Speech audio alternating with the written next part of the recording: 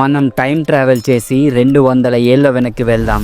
Year 1813. ఒకసారి ఊహించుకోండి, అప్పటి హైదరాబాద్ లో మంచి హాస్పిటల్సే లేవు, సరైన మందులు కూడా లేవు. సరిగ్గా అప్పుడే ప్లేగు అనే ఒక భయంకరమైన వైరస్ సిటీలోకి ఎంటర్ అయింది. అది ఎంత డేంజరస్ అంటే పొద్దున్న ఆరోగ్యంగా ఉన్న మనిషి సాయంత్రానికి ప్రాణాలు వదిలేవారు. లిటరలీ జనం పిట్టల్లా రాలిపోతున్నారు. ప్రతి ఇంట్లో ఏడుపులు, ప్రతి వీధిలో భయం.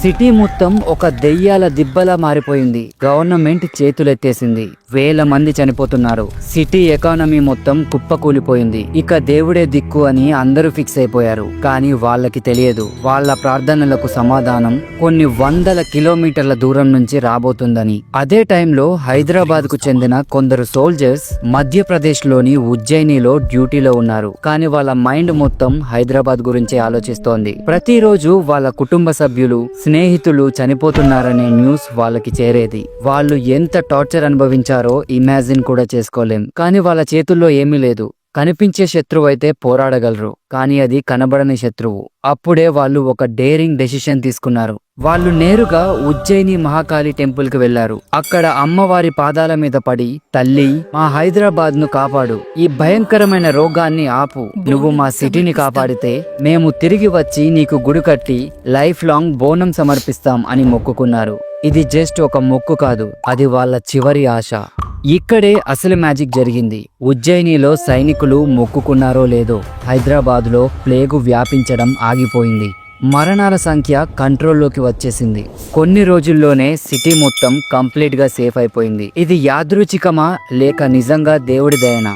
ఇది ఖచ్చితంగా అమ్మవారి అద్భుతమే అని అందరూ బలంగా నమ్మారు. అయితే వాళ్ళు ఇచ్చిన మాట నిలబెట్టుకోవడానికి డ్యూటీ ముగించుకొని వెంటనే సికింద్రాబాద్ వచ్చేశారు. 1815లో సూరేటి అప్పయ్య అనే సోల్జర్ లీడర్షిప్ లో ఉజ్జయిని నుండి తెచ్చిన అమ్మవారి చెక్క విగ్రహంతో ఒక టెంపుల్ కట్టేశారు. ఆ రోజే వాళ్ళు వండిన అన్నం, పాలు, బెల్లంతో చేసిన నైవేద్యాన్ని ఒక కొత్త కుండలో పెట్టి డెకరేట్ చేసి అమ్మవారికి సమర్పించారు. అదే చరిత్రలో మొట్టమొదటి బోనం. కేవలం కొందరితో మొదలైన ఆ వేడుక ఇప్పుడు లక్షల మంది పండుగగా మారింది. ఇంక్రెడిబుల్ కదా? ఓకే, ఇంతకీ ఈ బోనం ఏంటి? Let's break it down. బోనం అంటే భోజనం. ఇది అమ్మవారికి మనం ఇచ్చే ఒక గ్రాండ్ థ్యాంక్స్ గివింగ్ పార్టీ లాంటిది. ఇందులో వాడేవి మట్టి కుండ. ఇది 100% ఎకో ఫ్రెండ్లీ, స్వచ్ఛతకు, కొత్త ప్రారంభానికి సింబల్. నైవేద్యం, ఇందులో ఉండేది రైస్, పాలు, బెల్లం. ఇది హెల్త్ అండ్ వెల్త్ ని సూచిస్తుంది. బేసిక్ గా ఇది ఒక డివైన్ సూపర్ ఫుడ్. అలంకరణ, కుండకి పూసే పసుపు ఒక యాంటీసెప్టిక్, వేపాకులు ఒక మెడిసిన్. ఇది కేవలం డిజైన్ కాదు, దీని వెనక సైన్స్ ఉంది. కుండపై ఉండే ఈ చిన్న దీపం చీకటిని తరిమి కొట్టే జ్ఞానానికి సింబల్. ఆ దీపం ఆరిపోకుండా చూసుకోవడమే ఒక ఛాలెంజ్. ఈ బోనాన్ని మహిళలే తలపై ఎత్తుకుంటారు, ఎందుకంటే వాళ్ళే శక్తికి అసలైన రూపం. వాళ్ళు నడుస్తుంటే సాక్షాత్తు అమ్మవారే నడిచొచ్చినట్లు ఉంటుంది. What a powerful visual. బోనాల ఫెస్టివల్లో మరో మెయిన్ అట్రాక్షన్ ఉంది. అతనే పోతురాజు. ఈయన లేకపోతే పండుగలోకి కిక్కే ఉండదు. పోతురాజు గ్రామ దేవతలైన 7 అక్కా చెల్లెలకు ఏకైక సోదరుడు. సింపుల్ గా చెప్పాలంటే ఆయన అమ్మవారికి, అలాగే ఆ తల్లి భక్తులకి బాడీగార్డ్ లాగా. చూడటానికి ఒక వారియర్లా ఉంటాడు. ఒళ్ళంతా పసుపు, నుదుటపై పెద్ద కుంకుమ బొట్టు, కాళ్లకు గజ్జెలు. ఆయన లుక్కే అదిరిపోతుంది. ఆయన చేతిలో ఎప్పుడూ ఒక కొరడా ఉంటుంది. డప్పు సౌండ్ కు డాన్స్ చేస్తూ తనను తానే కొట్టుకుంటూ గాల్లోకి కొరడాను జులిపిస్తాడు. ఈ విన్యాసాలకు దుష్ట శక్తులు పారిపోతాయని నమ్ముతారు. ఊరేగింపులో పోతురాజు ముందు నడుస్తూ అమ్మవారికి, భక్తులకు ఫుల్ సెక్యూరిటీ ఇస్తాడు. ఆయన ఎనర్జీతోనే జాతరకు అసలైన ఊపు వస్తుంది. పండుగ ఇంకా అయిపోలేదు.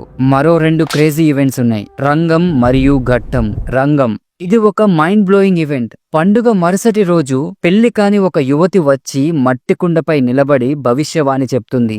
ఆమెలో అమ్మవారు ఆవహించి నెక్స్ట్ ఇయర్ వర్షాలు ఎలా ఉంటాయి, రాష్ట్రంలో ఏమవుతుంది అన్ని లైవ్ లో చెప్తుందని నమ్ముతారు. Think about it. ఇది ఒక లైవ్ ఫ్యూచర్ ప్రిడిక్షన్. రంగం అంటే భవిష్యవాణి. నెక్స్ట్ ఘట్టం. ఘట్టం అంటే అమ్మవారి ప్రతిరూపమైన ఒక డెకరేటివ్ కలశం. పండుగ చివరి రోజు ఈ ఘట్టాన్ని ఏనుగుపై పెట్టి సిటీ మొత్తం గ్రాండ్ గా ఊరేగిస్తారు. ఇది పండుగకు గ్రాండ్ ఫినాలే లాంటిది. వేలాది మంది ఈ ఊరేగింపులో పాల్గొంటారు. ఫైనల్ గా ఘట్టాన్ని నీళ్ళలో నిమజ్జనం చేయడంతో పండుగ అఫీషియల్ గా ముగుస్తుంది. సో చూసారు కదా, బోనాలు ఒక ఫెస్టివల్ కాదు, ఇది ఒక ఎపిక్ ఈవెంట్. ఈ పండుగలో కులం మతం అనే తేడానే లేదు. అందరూ ఒకటే, అందరూ కలిసి సెలబ్రేట్ చేసుకుంటారు. మన పూర్వీకులు ఎంత స్మార్టో చూడండి. పసుపు, వేప, మట్టి అన్ని నేచర్ తో కనెక్ట్ అయ్యేవే. ఈ పండుగ తెలంగాణ సంస్కృతికి అలాగే ఆత్మగౌరవానికి సింబల్. అందుకే కదా మన ప్రభుత్వం దీన్నే రాష్ట్రీయ పండుగగా ప్రకటించింది. And that's a huge deal. ఆగండి, బోనాల గురించి ప్రచారంలో ఉన్న ఇంకొక స్టోరీ కూడా చెప్పాలి. ఆషాఢ మాసంలో ఆ జగదాంబిక తన అత్తారింటిని వదిలి పుట్టింటికి వస్తుందట. అంటే ఆ కైలాసాన్ని వదిలి మన దగ్గరికి వస్తుందంట. అండ్ ఇక్కడ ప్రజలు అంటే మనం ఏమని ఫీల్ అవుతామంటే అమ్మవారిని మన కుటుంబంలో ఒకరిగా ఫీల్ అవుతాం. సో ఊహించుకోండి, ఒక కూతురు తన అత్తారింటి నుంచి పుట్టింటికి వస్తుందంటే ఆ సందడే వేరు కదా.